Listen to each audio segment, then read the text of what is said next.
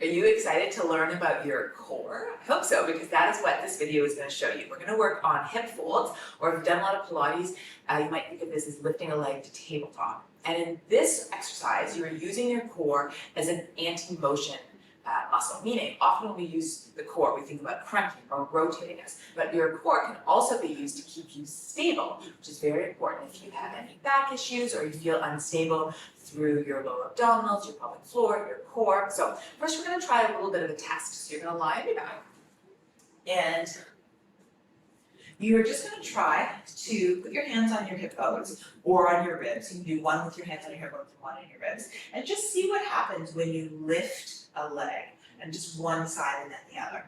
So when I lift my right side and I'm not paying attention to my body, I rotate a lot to the right. My left rib likes to lift and my left hip likes to lift because my body position, my natural sort of posture is slightly rotated back on my right hip. Not great, but we all have a postural sort of deviation and that's cool. It's just about learning about it so that you can sort of help support it. So when I do this exercise, I really focus on connecting my left hip and my left rib down so I stay even. So do a couple and see where your body likes to rotate to. And then you're going to use your core as an anti-rotation muscle. So if you'd like to rotate to the right, you're going to use the left side of your core to stay stable. If you'd like to rotate to the left, you're going to use the right side of your core to stay stable. Okay, so just start with a couple. I'm going to walk you through. I'm going to cue it for my body a little bit, but you are going to use those cues and adapt them for yours. So you're going to take a deep breath into your back ribs. And then as you exhale, think about a little bit of pelvic floor. So you're blueberries with your pelvic floor, and you're pulling your lower abdominal muscles wide to your hip bones like tacky. And that supports you. And then as you lift, I'm lifting my right thigh because it's the hardest one. My right thigh is going to rotate in the socket to lift to 90. You do whatever of the legs is harder.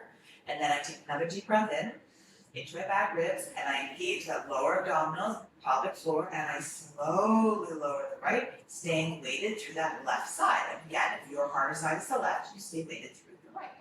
Just try to keep yourself really level. You're like, okay, this is so confusing. It's not. Don't worry, step back. Really, you're just trying to stay stable. So whatever wants to move, don't let it move. That's the key. And what you're using to not let it move is your deep core.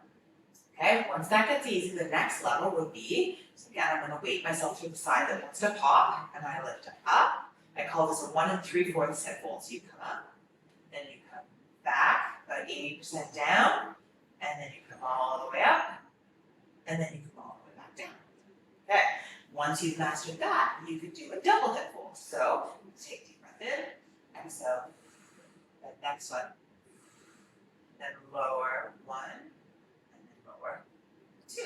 Once you've mastered all of that, you can actually just take it on the foam roller because the foam roller makes everything a little bit more unstable. So you're going to lie, hips back on the roller, make sure your head's not coming off the back, then through the ribs, and you go through all that series one more time. You breathe in and you try lifting a leg. Now you're a little bit more wiggle wobbly. Is your foot rolling out? Is it rolling in?